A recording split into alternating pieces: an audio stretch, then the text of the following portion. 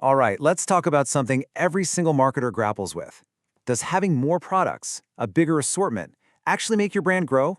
I mean, this is a question that comes up in pretty much every strategy meeting, right? So picture this. You're in a meeting and the team is just on fire.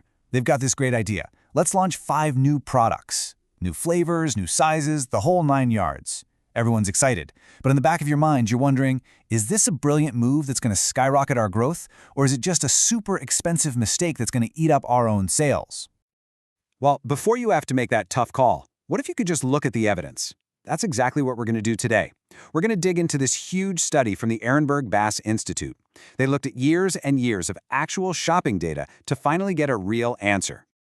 Okay, so let's start with what most of us have always been told, right? The big myth.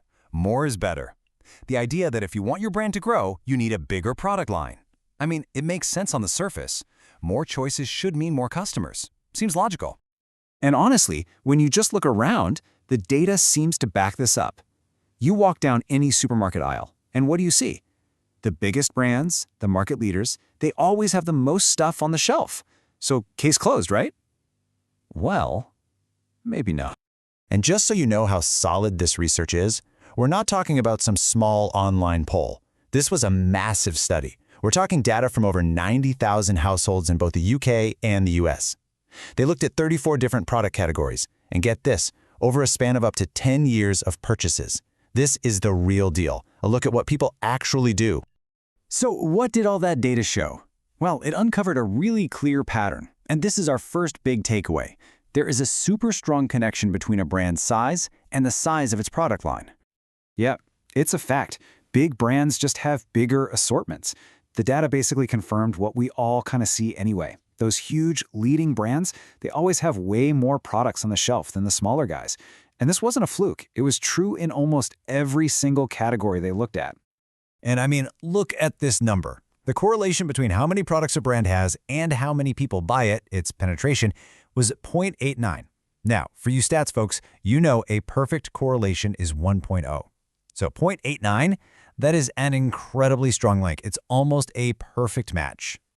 Okay, so this is where it gets really interesting. Because if big brands have big assortments, then the logical conclusion is, I should grow my assortment to get big. But this is the twist in the story. This is where the whole growth driver myth starts to fall apart. Because the researchers asked the really critical question, does adding all these products actually cause the growth? Or is it the other way around? It's that classic chicken or the egg problem, you know? What's really driving what here? And this is where we see the big disconnect between what we believe and what the evidence shows. The belief is that you add more products and your market share goes up. It's a lever for growth. But the evidence, it tells a totally different story. The moment they looked at changes, so what happens when you change your number of products, that really strong link we saw just vanished. And here is the number that just blows this whole thing wide open. Remember that crazy high 0.89 correlation? Well, when they looked at the correlation between changes in assortment and changes in market share, it dropped to just 0.23. That is basically nothing. It's a super, super weak link. This is the big aha moment right here. So here's the bottom line. Having a big product line is not the cause of being a big brand. It's a consequence of it. Think of it this way. It's not the engine of growth, it's more like the exhaust pipe. It's just a sign that you're already big. Big brands can afford it. They have the shelf space. They have the customer base to support it. It's an outcome, not a driver. All right, so if adding products doesn't really drive growth, what about the other reason we always hear? Loyalty, right? The thinking goes, if we give our customers more options, they'll be more loyal and buy more from us. Well, guess what? The study looked at that too. And they could not have been more clear about this. I'm going to read this quote straight from the paper because it's just so direct.